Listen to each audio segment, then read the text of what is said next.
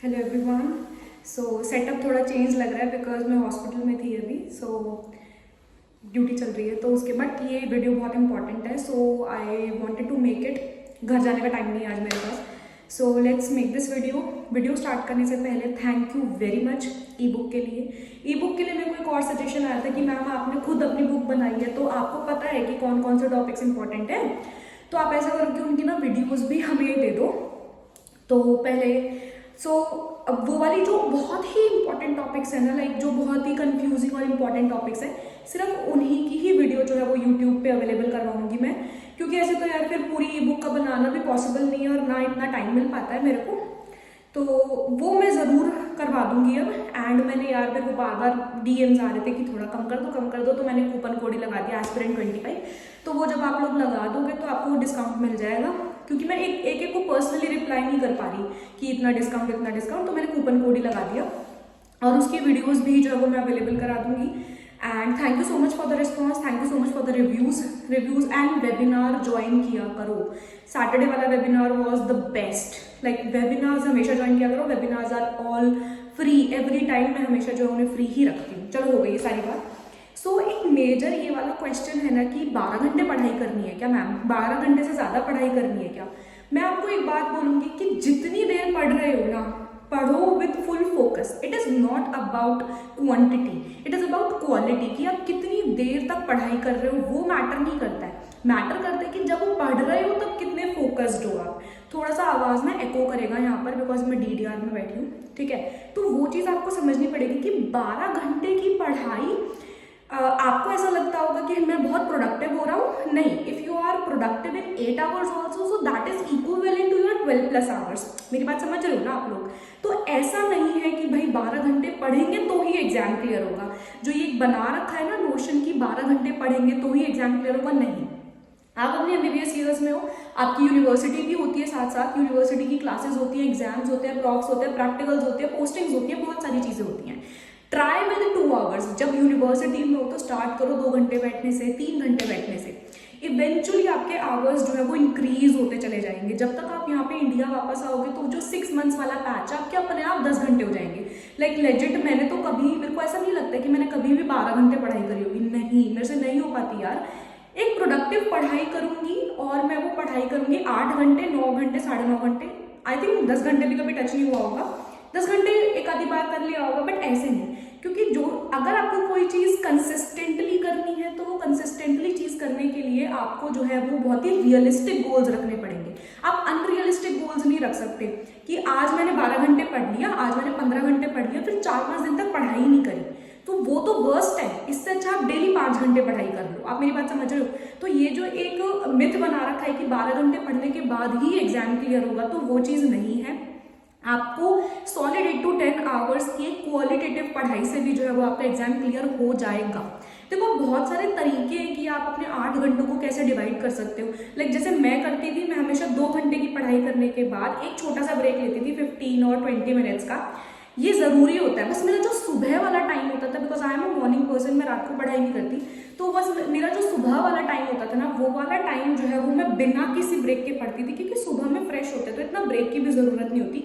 तो जो सुबह वाला टाइम होता था 4 बजे से और 10 बजे तक का, like morning 4 o'clock I use to wake up, 4:30 तक पढ़ने बैठ जाती थी। तो जो वो सुबह वाला पैच होता था उसमें कोई ब्रेक नहीं लेती थी, बट बाद में 2-2 घंटे वाले जो पैचेस होते थे, 2 घंटे पढ़ाई, देन 15 मिनट्स का ब्रेक जरूर लेती थी। अब उस ब्रेक में बस मेरे से कभी कभार ये गलती होती, मैं ऐसे नहीं बोलूँगी कि नहीं चलाती थी, मैंने इनिशियली ना बहुत इंस्टाग्राम चलाया है।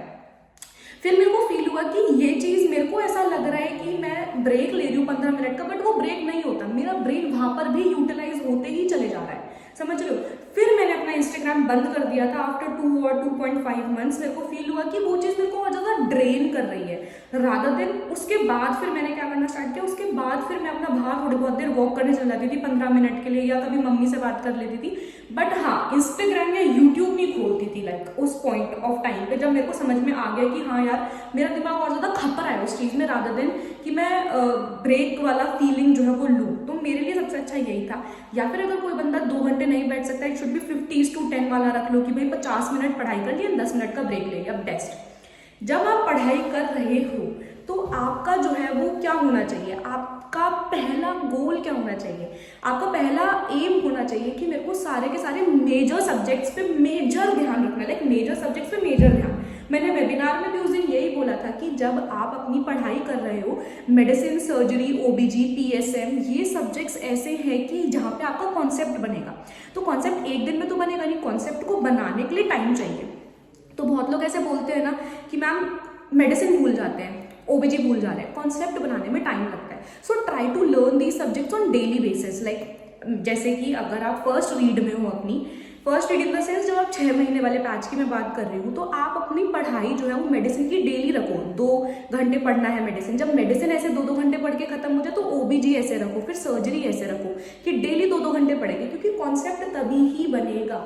हमेशा active learning is better than passive learning. आप लोग अपने नोट्स कैसे पढ़ते हो, लाइक खोल रखे हैं बस देखे जा रहे हो, दैट इज नॉट लर्निंग, उसे लर्निंग नहीं कहते हैं। दैट इज बस आप अपना टाइम वेस्ट करो, बस पन्ने पलट रहे हो, पन्ने नहीं पलटने।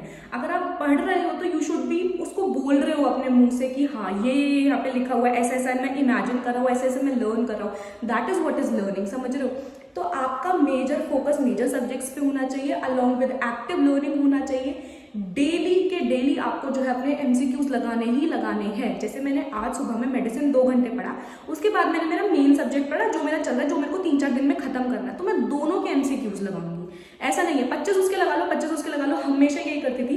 कभी कभी मेरे को ना मेडिसिन के समझ में नहीं आते थे एमसीक्यूज की, यार अब कैसे करने से, अभी भी मेरे को काफी बार समझ में नहीं आते ना, तो मैं डायरेक्टली क्वेश्चन डिस्कशन वीडियोस खोल लेती हूँ, क्योंकि उससे ही मेरे को पता लगा, उसी से ही मेरे को समझ में आया कि टीचर्स कैसे सॉल्व करते हैं एमसीक्यू। समझ रहे हो मेरी बात। जब तक हम नहीं समझेंगे ना कि एमसीक्यू कैसे सॉल्व होता है, तब तक हमारा पढ़ाई करा हुआ सब वेस्ट है, because it is all about applying your knowledge. Sorry मैं बिना ब्रेक के बोले जा रही हूँ, ठीक है। तो आप अपनी हाई यील्ड टॉपिक्स के ऊपर सबसे ज्यादा ध्यान देना है इन 6 मंथ्स टाइम फ्रेम में। 6 months time frame is majorly for revision, not for learning from scratch. Learning from scratch is done in MBBS years. MBBS years में भी आपको medicine, surgery, OBG daily basis पे करना चाहिए to make your concepts along with your main subject. Main subject आप जो भी रख रहे हो कि मेरे को 4 दिन में पैथो खत्म करनी है, 4 दिन में फार्मा खत्म करनी है, ऐसे ऐसे करके सेम आप यही अपना रूटीन 6 मंथ्स में रखो, बट 6 मंथ्स में your main focus should be high yield points, high yield topics, यही जो है वो आपका रहना चाहिए। And try to avoid distractions. Major distractions are Instagram, YouTube and your major social media sites. यही हमारा डिस्ट्रैक्शन होता है, और यही सबसे बड़ी चीज़ है जो कि बार बार हमारा फ़ोन को हाथ में लेने पे मजबूर कर देती है स्टफ। सो मैंने आपको पूरा अच्छे से एक्सप्लेन किया है कि Y studying 8 to 10 hours productively is better than studying 12+ hours but being non-productive in that. आप सिर्फ अपने नंबर ऑफ आवर्स बढ़े कर रखते हो कि 12 से ज़्यादा घंटे पढ़ेंगे तो ही एग्जाम क्लियर होगा, नहीं, not at all. If you are studying 8 to 10 hours तो आप इक्वली पोटेंशियल हो, इक्वली केपेबल हो टू क्रैक दैट एग्जाम। बस आपके जैसे अगर आप एक दिन में 8 घंटे पढ़ रहे हो तो 2-2 घंटे के स्लॉट्स आपके बने हुए होने चाहिए विद रेस्ट पीरियड, और उसके बाद it is very important to take 6 to 7 hours की sleep. It is very important. आपको क्या लगता है कि बिना सोए काम चल जाएगा क्या? यार मैं तो 4 दिन से सोया नहीं हूँ, या तो मैं 3 दिन से सोई नहीं हूँ। This is not something you have to flex about. अगर आप ढंग से नहीं सो रहे तो जो आप पढ़ रहे हो वो आपके ब्रेन में रजिस्टर नहीं हो रहा है। ह्यूमन बॉडी को जितना काम करना इंपॉर्टेंट है उतना सोना भी इंपॉर्टेंट है। So you need to sleep for that, right. तो वो चीज़ आपको करनी पड़ेगी, एक प्रॉपर हेल्दी रूटीन फॉलो करना पड़ेगा टू क्लियर द एग्जाम। एक गलत नोशन को अपने दिमाग में से हटाना पड़ेगा कि एक 12+ hours की स्टडी ही इंपॉर्टेंट है। आपका स्केड्यूल ऐसा होना चाहिए कि मेरे को आज का काम पता है और कल का काम पता है, बस खत्म बात। मैंने पूरे हफ्ते का रूटीन नहीं बना रखा, क्योंकि हफ्ते का रूटीन कभी फॉलो ही नहीं होता। इट शुड बी आज का काम एंड कल का काम, ठीक है। तो अब आप लोगों को ये चीज़ समझनी पड़ेगी कि सिर्फ 12 घंटे स्टडी करने से ही कुछ नहीं होता। 8 to 10 hours productive study is all good. आपका स्केड्यूल अगर आपसे नहीं बन रहा है तो इंस्टाग्राम पे मैसेज कर देना, बना के भेज दूंगी। सॉरी थोड़ा बहुत ऊपर नीचे टाइम हो सकता है, because I am my self also juggling with things, but हाँ बनाकर ज़रूर भेज दूंगी। अभी मेरे को एक और का स्केड्यूल भेजना भी जस्ट याद आया मेरे को, ठीक है। तो वो चीज़ जो है वो आप मेरे से बनवा सकते हो, या किसी भी अपने टीचर से जो है आप अपना स्केड्यूल बनवा लो, नो इशूज़। कई बार खुद को भी समझ में नहीं आता यार स्केड्यूल कैसे बनाए, और कैसे करें सब कुछ, ये भी समझ में नहीं आता है। तो इट्स ओके, आप लोग किसी भी अपने टीचर से बनवा लो या मेरे से बनवा लेना, if you want, no issues with that. And 300 most important topics नहीं मिल पा रहे हैं तो वो ई बुक में से देख लेना। नीट पीजी प्लस FMG के, लाइक मेरे पास बहुत सारे क्वेश्चंस आते हैं कि इस वाले एग्जाम में आपकी ई बुक काम करेगी क्या, इस वाले एग्जाम में। देखो मेरी ई बुक में नीट पीजी और FMG के PYTs हैं, हाई यील्ड टॉपिक्स हैं, प्लस एक्सपेक्टेड टॉपिक्स हैं with each and every topic clinically correlated. So this is what is E book. अगर आपको लगता है कि आपके एग्जाम में काम आएगी, सो वेल एंड गुड, ले लो, खत्म बात। एंड ई बुक से रिलेटेड जो वीडियोस है वो भी ड्रॉप होना स्टार्ट होंगी। अभी मेरे को एक और सीरीज भी स्टार्ट करनी है यूट्यूब पे। Thank you so very much for everything, for all of the support, for all of the good wishes, for all of the good supportive messages. Thank you so much. Recently एक भी hate comment या एक भी negative comment मैंने नहीं देखा, and I'm so very happy about it कि हाँ चलो something I'm doing good. And एक चीज़ और होती है यार, कभी कभी एक इंसान सबके लिए अच्छा नहीं हो सकता। If one person is good to everyone, either ही और शी इज वेरी फेक, या फिर वो बहुत ही प्रिटेंशियस है जिसके मुंह पे वैसी बात कर देता है, वो मैं नहीं हो सकती। I know some people will love me beyond their limits and some people will hate me. That is okay, that is okay, that is me being me. I can not fake myself at all, ठीक है। तो ये चीज़ अब आप समझना। कई लोगों के ये भी DMs हैं कि हमें यही नहीं पता लग रहा है कि हाई यील्ड टॉपिक कौन से हैं, यही नहीं पता लग रहा है। तो हाई यील्ड टॉपिक्स मैंने सारे इंक्लूड कर रखे हैं ई बुक में, तो अगर आपको सिर्फ वो भी पढ़ना है, सिर्फ वही पढ़ना है, so you can take it, ये कोई प्रॉब्लम नहीं है। रिविजन के लिए बहुत अच्छी है। किसी को अगर लाइक अलग से पढ़ाई करनी है तो उसके लिए भी बहुत अच्छी है। मैं क्या क्या बोलूँ ई बुक के बारे में, अच्छी है। मैंने खुद ने बनाई तो मैं तो बोलूँगी ना अच्छी है, वो आप लोग बताओगे कि अच्छी है, तब असलियत में पता लगेगा हाँ अच्छी है। वो तो मेरी मेहनत है, हर कोई अपनी मेहनत को तो बोलता ही है ना अच्छी। So thank you so much, and I hope this video helps you in creating your schedule, and इस मिथ को छोड़ दो